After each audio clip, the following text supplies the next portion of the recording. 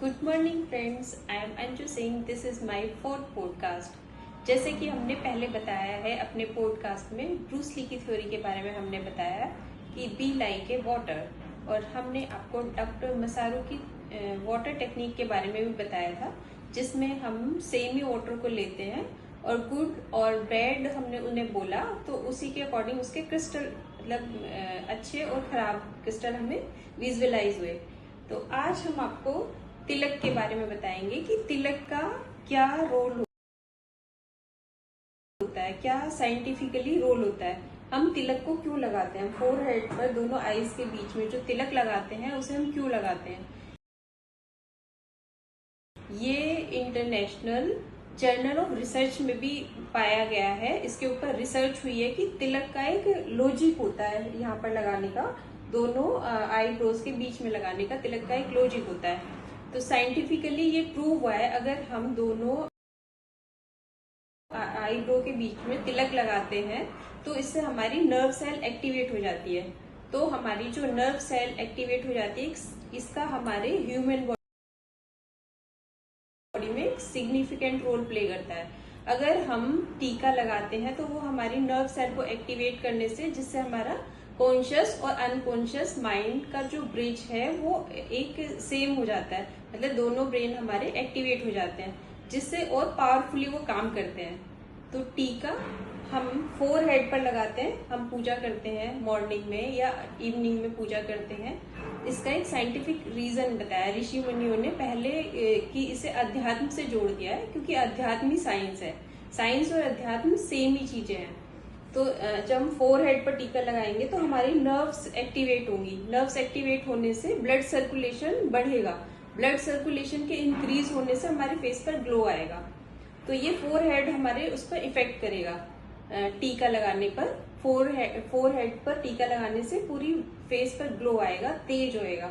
आप देखते हो जैसे शंकर भगवान जी को भी कहा जाता है कि यहाँ पर उनके मतलब तीसरी आंख खुल गई है, तीसरी आंख खुल गई है, मतलब इसे हम इस पॉइंट को बार बार प्रेस करेंगे या इस पॉइंट पर बार बार मैनिफेस्ट करेंगे तो इसमें एनर्जी एब्जॉर्ब होती है, और एनर्जी एब्जॉर्ब होने की वजह से हमारा तेज निखर कर आता है फेस पर।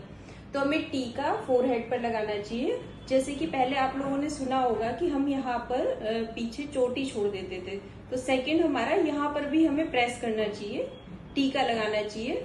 और हमें ईयर्स के बैक साइड में भी टीका लगाना चाहिए, जिससे यहाँ की हमारी नर्व एक्टिवेट हो जाए, जिसका कनेक्शन ब्रेन से होता है, ब्रेन से भी होता है, जो ईयर के बैक में जो नर्व होती है, और हमारा बैकबोन से भी कनेक्ट होता है। तो हमारी बॉडी का जो नर्वस सिस्टम है वो एक्टिवेट हो जाता है। और हम टीका कंठ पर भी लगाते हैं, कंठ हमारी पूरी वाणी को, पॉजिटिविटी को एक्टिवेट करता है। और हम नाभि पर भी टीका लगाते हैं, नाभि पर टीका हमारी पॉजिटिव एनर्जी को एब्जॉर्ब करता है, हमारे तेज को बढ़ाता है।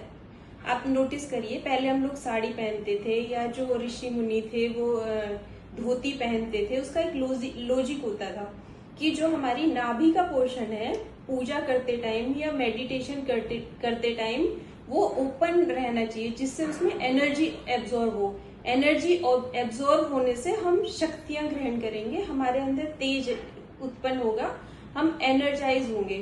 तो ये एक मतलब एक टीका का भी बड़ा महत्व है। मतलब टीके को हम सोचते हैं कि नहीं, पूजा के पर्पज से बस हम मंदिर में ही लगा लेते हैं, लेकिन हमें डेली टीका लगाना चाहिए। जैसे टीके का अलग अलग महत्व है। हम जैसे केसर का टीका लगाते हैं, केसर को अपने फोरहेड पर लगाने से पूरे स्किन पर ग्लो आता है, केसर का टीका लगाते हैं।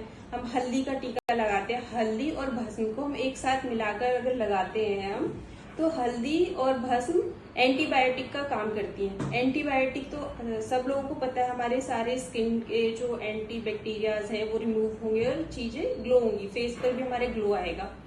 तो ये, और हम चंदन का टीका लगाते हैं। चंदन आपने सुना होगा कि ये एरोमा की फ्रेगनेंस में, एरोमा की जो मतलब अच्छी फ्रेगनेंस आती है, उसे उसकी थेरेपी भी हम यूज करते हैं। तो अगर हम चंदन का टीका लगाते हैं तो हमारे पीसफुल फील करते हैं हम, पीस हमें फील होता है, तो बड़ा मतलब शांति हमें फील होती है। और हम प्रेस बार बार हम इस पॉइंट को करेंगे, दोनों आईब्रोज के बीच में करेंगे, तो हमारा स्ट्रेस भी रिमूव होता है।